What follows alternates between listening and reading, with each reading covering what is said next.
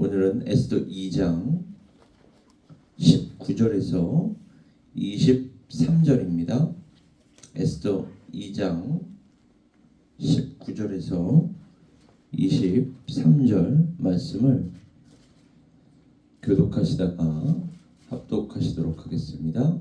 에스더 2장 19절에서 23절 말씀을 교독하시다가 마지막 한 절은 합독하도록 하시겠습니다. 처녀들을 다시 모을 때에는 모르드게가 대궐문에 앉았더라.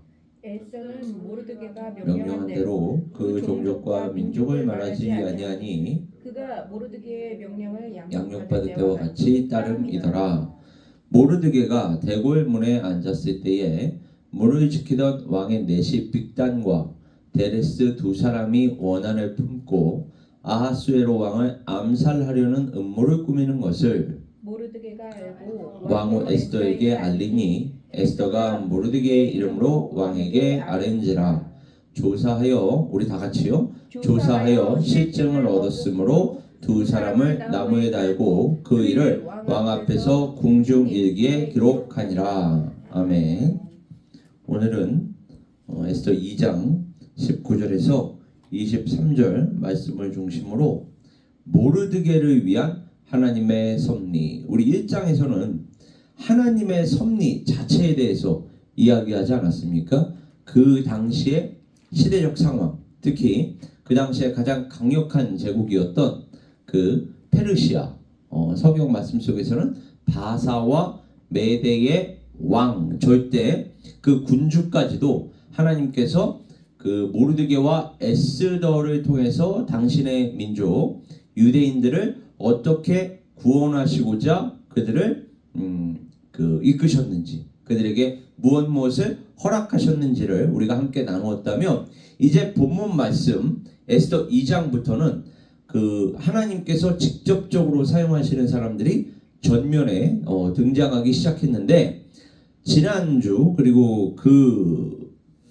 전주 2주 전에는 그 왕궁의 에스더, 왕후가 된 에스더, 이렇게 왕궁의 에스더와 새로운 왕후가 된 에스더를 우리가 살펴보았다면, 이제는 그 에스더가 함께 사역할 그 당신의 민족 유대인을 구원하시기 위해서 하나님께서 또 사용하실 그 모르드게에게 오늘 본문 말씀은 초점을 맞추고 있습니다. 여기에서 이제 처음부터 다시 우리에게 주목을 시킬 수 있는 부분이 포로의 신분에 있었던 모르드게, 그리고 에스더 역시 포로의 신분에 있었다라는 것을 다시 한번 상기시키기 위해서 처녀들을 다시 모을 때에는 이런 그 표현, 프레이즈가 등장을 합니다. 다시 말해서 이 표현은 언제 등장했느냐? 2장 5절에서 6절을 보시면 도성 수산에 한 유다인이 있으니 이름은 모르드게라. 그는 베냐민 자손이니 기스의 증손이요 시므이의 손자요 야일의 아들이라.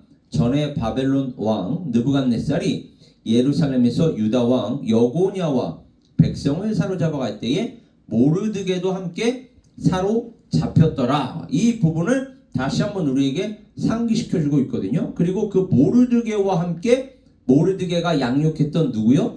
에스더도 함께 사로잡아 왔는데, 그 에스더가 포로의 신분에 있는 상황에서 다시 그 아하수에로 왕에게로 끌려가서 정말로 하나님의 은혜로 사랑을 받지 않았습니까? 그래서 이제 왕후가 되었던 그 배경을 우리에게 다시 한번 상기시켜주고 있는 것입니다. 그리고 그 모르드게로 이제는 아하수에로 왕을 구출하게 하시는 하나님. 그러니까 한번 생각해 보세요. 대적 하만이 그 유다인 전체를 다 진멸을 이제 시키려고 하거든요. 그 3장 계속해서 진행되는 내용들을 보면은 그 사건이 일어나기 전에, 이게 참 놀랍지 않습니까? 그 사건이 일어나기 전에 하나님께서는 당신의 민족을 구원하시기 위한 계획이 이미 서 있었겠죠. 이미 서 있었기 때문에 그 하만, 대적 하만이 이 유다인들을 모두 다 전멸시키고자 하는 계획을 세우기도 전에, 그러니까 인간의 계획이 아무리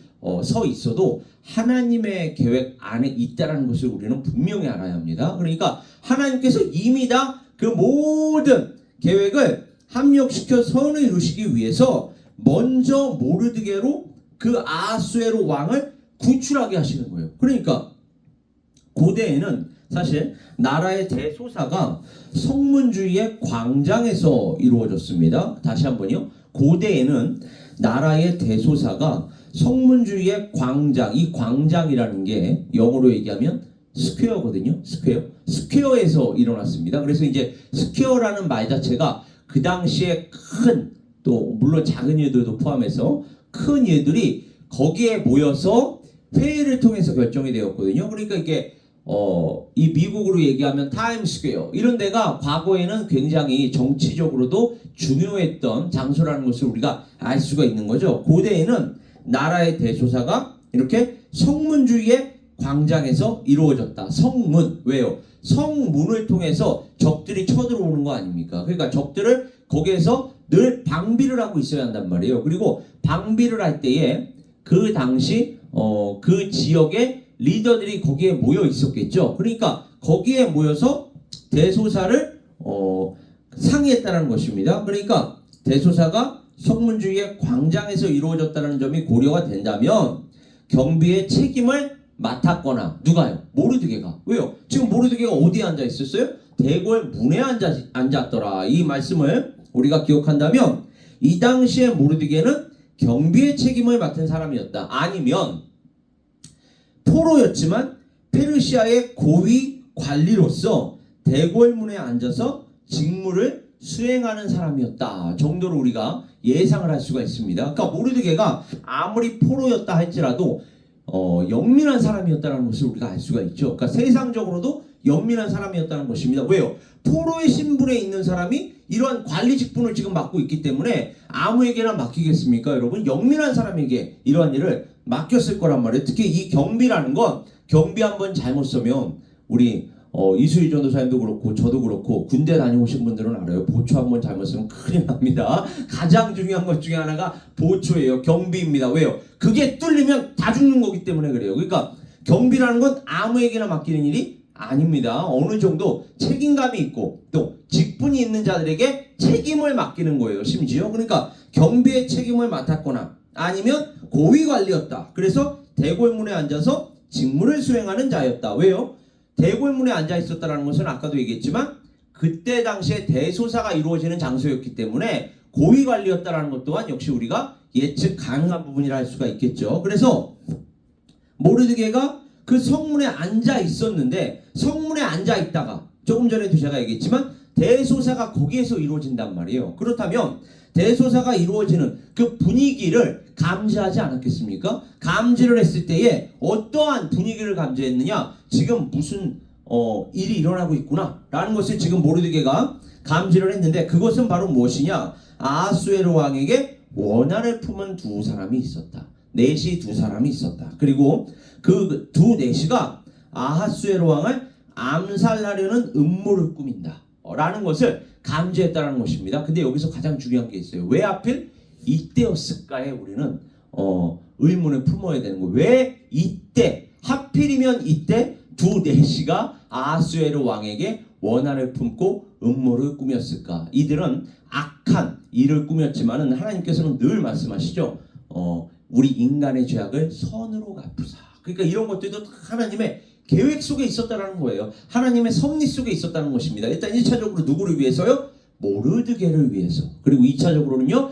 그 모르드게를 통하여 구원하신 유다인들 당신의 백성을 위해서. 그렇다면 오늘날 우리에게 한번 적용을 해볼까요? 우리가 보기에 인간의 죄악이 노골적으로 드러나는 일이 발생할 수 있습니다. 그런데 그것은 1차적으로 하나님의 사람을 위해서 하나님께서 역사하시는 것이고 그리고 그 사람을 통해서 또 당신의 구원 사역을 구속 사역을 이루실 그 당신의 백성을 위한 것이라는 것을 우리가 확인할 수가 있습니다. 그러니까 교회와 그리스도인들을 위해서 하나님께서는 지금도 역사하시는 줄 믿습니다. 그렇다면 오늘날 우리에게도 에베네스의 선교교회에게도 우리 주변에서 일어나는 수많은 일들이 있을 수 있습니다. 우리가 보기에는 좋은 일일 수도 있고요. 또 우리가 보기에 나쁜 일일 수도 있어요. 그러나 그건 우리가 보기에 그런 거고 하나님께서 보시기에는 다 하나님의 계획과 섭리가 있는 줄 믿습니다. 그렇기에 우리는 그 하나님의 계획과 섭리를 믿으며 나아갈 수가 있는 거예요. 자, 그렇다면 다시 본문으로 돌아와서 바로 이렇게 아하수에로 왕에게 원한을 품었죠. 원한을 품었을 뿐만 아니라 암살을 하려고 했습니다. 이게 여러분 사극을 많이 보시면 알겠지만 영모입니다. 영모. 영모는 한 번 드러나면 우리나라 사극에서도요 3족을 멸해요. 3족을. 그러니까 3대를 다 멸하는 것입니다. 그 가족, 친지 다 싹 다 잡아다가 싹 죽여버리는 게 바로 이 영모죄입니다. 그러니까 우스갯소리로 그런 말 하잖아요.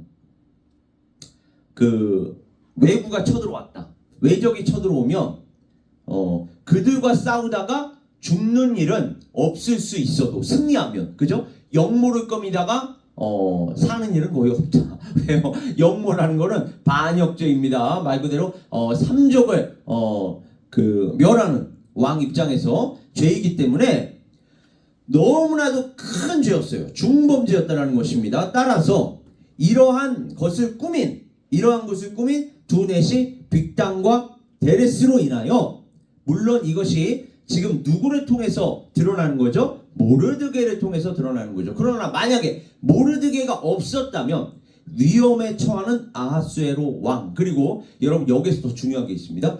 위험에 처한 아하수에로 왕으로 끝나는 게 아니라 지금 아하수에로 왕 옆에 누가 있죠? 에스더가 있습니다. 그러면 아하수에로 왕이 만약에 이 역모가 성공해서 아하수에로 왕이 죽었다. 그럼 누구도 죽을 수밖에 없죠? 에스더 역시 죽을 수밖에 없어요. 그러니까 하나님께서는 에스더를 위해서 아하수에로 왕을 위해 역사하시는 것인 줄 믿습니다. 그러니까 이 세상은 몰라요.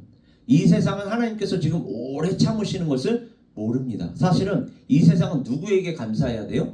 교회에게 감사해야 합니다. 이 세상은 그리스도인들에게 감사해야 하고 우리에게 감사를 해야 돼요. 왜? 우리를 위해서 하나님께서 지금 역사하시는 거거든요. 하나님의 백성을 위해서, 교회를 위해서, 그리스도인들을 위해서 하나님께서는 그 한 영혼 더 구원하시려고 창세 전에 구원하기로 예정하시고 작정하시고, 그리고 이들의 구원 사역을 위해서 지금도 역사하시기 위해서 역사하시는, 말 그대로 그 하나님께서 그 한 사람 한 사람을 구원하시기 위해서 오래 참으시는 거거든요. 오래 참으시는 그 하나님이 누구 때문에 오래 참으신다고요? 그 한 영혼 한 영혼 위해서, 하나님께서 택하신 그 한 영혼 한 영혼을 위해서 오래 참으시기 때문에 세상은 사실 감사할 수 있어야 돼요. 누구처럼? 지금 본문 말씀에 아하수에로 왕처럼. 아하수에로 왕은 사실 누구에게 지금 감사해야 하는 상황입니까? 모르드게와 에스더에게 감사해야 하는 상황이에요. 이 모르드게가 깨닫든 깨닫지 못하든 사실은 모르드게와 에스더에게 감사해야 하는 상황인 줄 믿습니다. 자, 여기에서 또 중요한 게 있어요. 자, 에스더와 모르드게 입장에선 그러한데, 조금 전에도 말씀드렸지만 아하수에로 왕에게 원한을 품고 아하수에로 왕을 암살하려는 두 넷이 빅단과 데레스 결국 어떻게 됩니까? 처형을 당하죠. 이것을 통해서 하나님께서 우리에게 또 말씀하시는 아주 서포인트, 메인 포인트는 아닌데 서포인트에 해당하는 게 무엇입니까? 범죄라는 것, 심판이라는 것은요, 그 씨앗으로 작용하는 게 있는데, 씨앗으로 작용하는 게 바로 원망, 불평, 불만이라는 것입니다. 우리가 불평, 불만을 품을 때, 원망을 품을 때 그것을 주 안에서 해결하지 않으면 언제라도 큰 범죄로, 그리고 하나님께 심판받을 요소로 작용을 한다는 것입니다. 그러니까 우리 그리스도인들에게는 특히 불평, 불만이라는 게 있어서 됩니까? 안 됩니까? 안 되는 것입니다. 그리고 특히 원망이라는 건 더더욱 있어서는 안 돼요. 이게 계속해서 성경 전체에서 드러나거든요. 가인과 그의 재물은 받지 아니하신지라. 이때에 그럼 가인이 행해야 할 행동은 무엇이었습니까? 가져야 할 태도는 무엇이었어요? 회개였습니다. 하나님께서 왜 나의 재물을 받지 않으셨을까? 비교를 할 게 아니라, 자기의 동생 아벨과 비교를 할 게 아니라 자기 스스로를 돌아봤어야 돼요. 그런데 가인이 몹시 분하여 안색이 변하니 여호와께서 가인에게 이르시되 내가 둔하여 함은 어찌 됨이며, 이게 원망이죠. 이게 불평입니다. 이게 불만입니다. 자, 그러면서 안색이 변함은 어찌 됨이냐, 그리하여 가인은 하나님께 심판을 받는다는 것을 알 수가 있습니다. 그뿐입니까? 민수기 14장 29절 가보면 이스라엘 민족도 하나님 앞에서 끊임없이 불평, 불만, 원망을 합니다. 그때에 하나님께서 심판하시죠. 이렇게 말씀하십니다. 너희 시체가 이 광야에 엎드러질 것이라. 너희 중에서 20세 이상으로서 계수된 자, 곧 나를 원망한 자 전부가 어떻게 된다고요? 심판을 당할 수밖에 없다. 잠언서를 또 가보면요, 사람이 미련함으로 자기 길을 굽게 하고, 지금 원인이 누구에게 있어요? 자기에게 있어요. 자기가 미련하여 자기 길을 굽게 하고서는 마음으로 여호와를 원망하느니라. 그러니까 하나님께 심판을 받는다는 것입니다. 그리고 신약 성경으로 가보면 고린도전서 10장 10절에 그들 가운데 어떤 사람이 원망하다가 멸망시키는 자에게 멸망하였나니 너희는 그들과 같이 원망하지 말라. 이렇게 우리는 원망할 거리가 생기더라도 이것을 무엇으로 바꿔야 합니까? 하나님을 향한 믿음 안에서 감사와 찬양의 제목으로 변화시켜야 할 줄 믿습니다. 왜요? 결국 돌아보면 아무것도 아니에요. 사실 결국 돌아보면 그때 내가 이렇게 반응했더라면, 그때 내가 이렇게 말했더라면, 그때 내가 이렇게 행동했더라면 하나님께서 나를 더 기쁘게 받지 않으셨을까? 그리고 나를 사용해서 그 당시에 주변 사람들 또한 하나님께서 보시기에 더 아름답고 선한 모습으로 변화시켜 주지 않으셨을까? 돌아보면 사실은 아무것도 아니에요. 우리 인생에서 큰일이랄 게 사실은 없습니다. 우리 그리스도인들에게 큰일은 예수 그리스도께서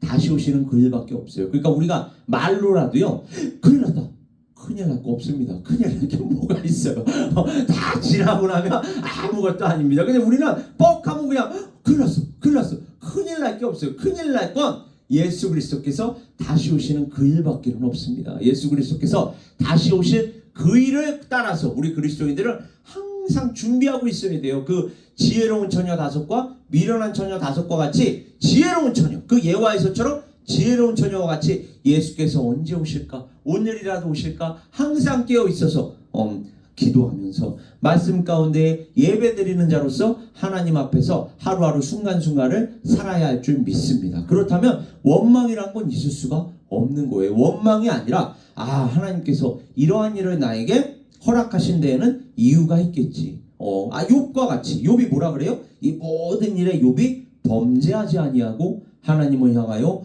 원망하지 아니하니라. 원망하지 않았습니다. 요셉은 끝까지 하나님께서 모든 것을 나에게 주셨으니 취하시는 자도 여호와시니라. 취하시는 데에는 하나님의 뜻이 있지 않겠느냐, 목적이 있지 않겠느냐라고 욥은 원망하지 않았습니다. 그래서 빌립보서 2장 14절에는 또 사도 바울이 이렇게 얘기해요. 모든 일을 원망과 시비가 없이 하라. 교회에서 잘잘못을 따지는 것만큼 어리석은 일이 없습니다. 교회는요, 은혜로 또 교회의 덕을 세우며 함께 해야 하는 공동체인 줄 믿습니다. 시시비비를 따르는 건 세상 법정이에요. 정치인들입니다.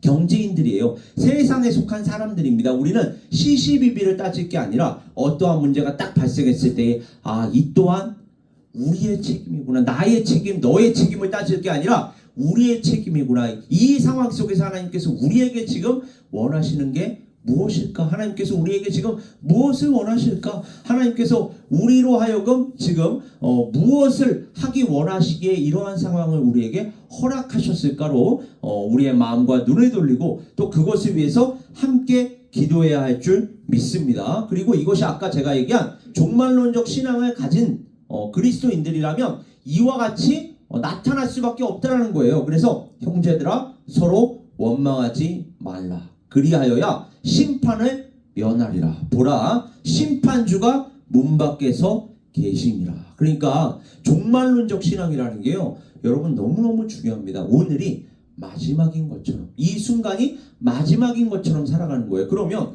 여러분, 그 죽는 사람들 있잖아요. 죽는 사람들 보면 병원에서 근무하시는 분들이 그런 말 많이 하지 않습니까? 그 임종을 앞두고 있는 환자들을 보면 욕심이 다 사라진다고 하잖아요. 그리고 모든 상황에 초연해진다라고 하지 않습니까? 왜요?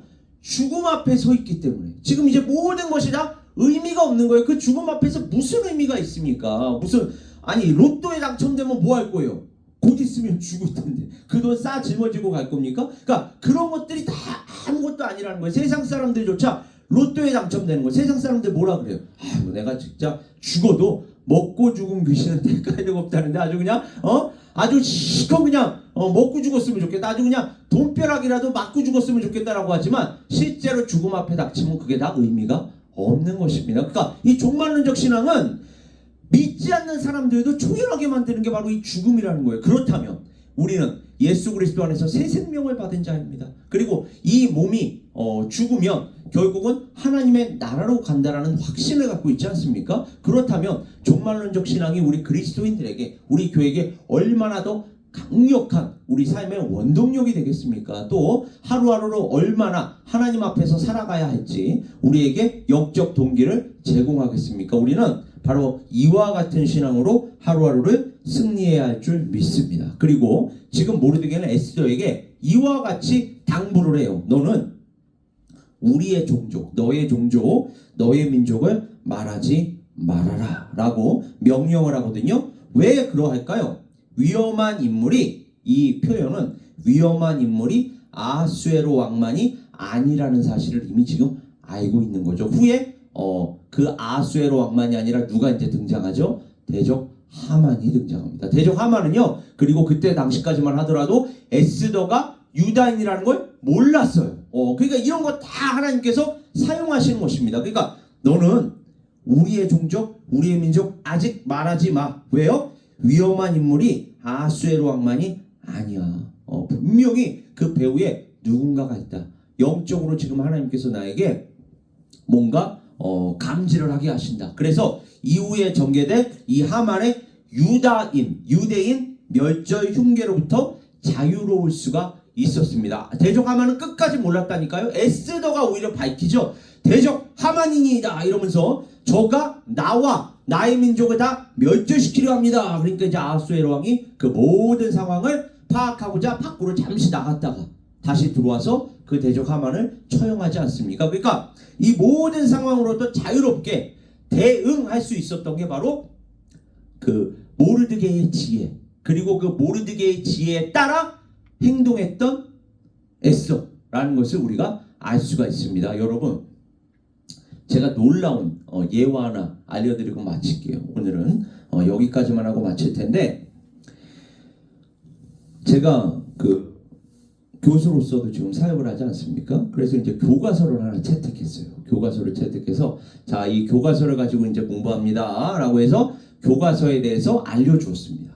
근데 이제 교과서를 알려줬으니까 학생들은 그 교과서를 이제 구입할 거 아닙니까? 그런데 제가 알려줬던 교과서가 그 교과서가 이제 좋은 교과서니까 계속 찍힐 거 아닙니까? 1판, 2판, 3판, 4판 계속 찍힐 거 아니에요. 근데 이제 제가 소개시켜준 그 교과서가 10판이었어요.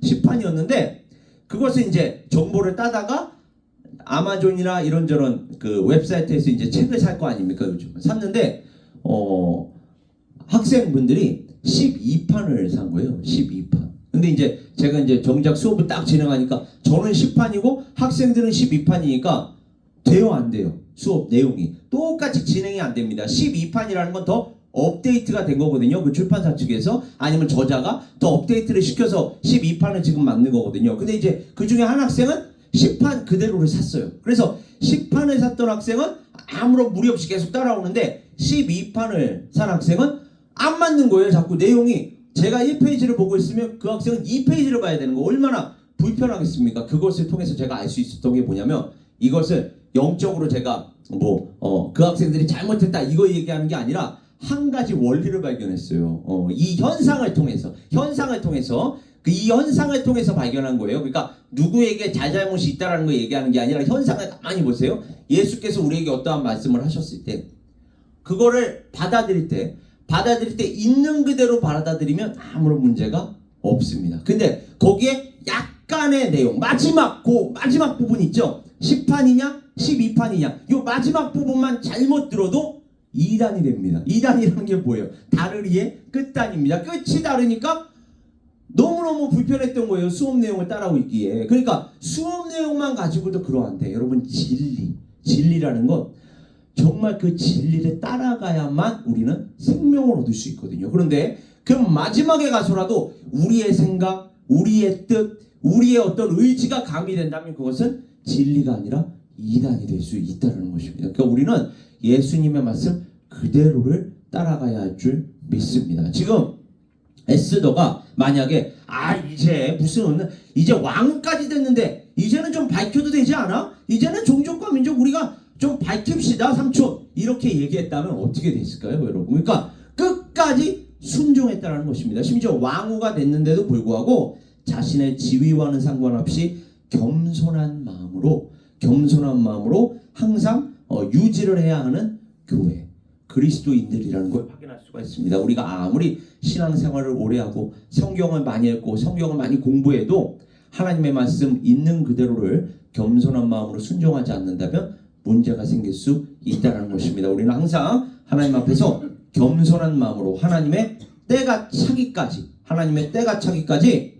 유익하지 않을 말, 행동 이러한 것들을 분별하고 입과 혀를 그리고 행동 하나하나를 그리고 그러한 것들이 쌓인 인격을 조심하면서 세상 사람들에게도 나아가서 본을 보여야 할 줄 믿습니다. 그때에 하나님께서는 우리의 그 모든 것을 사용하실 줄 믿습니다. 저는 이 자리에 모인 한 사람 한 사람 우리 에베네스의 성교교회 바로 그와 같이 지금 이 세상 속에서 이 영적으로 점점 어두워지는 세상 속에서 그와 같이 쓰임받을 수 있기를 이 시간 다시 한번 주님의 이름으로 축원합니다. 우리 시간 함께 기도하겠습니다. 아버지 하나님 오늘 에스더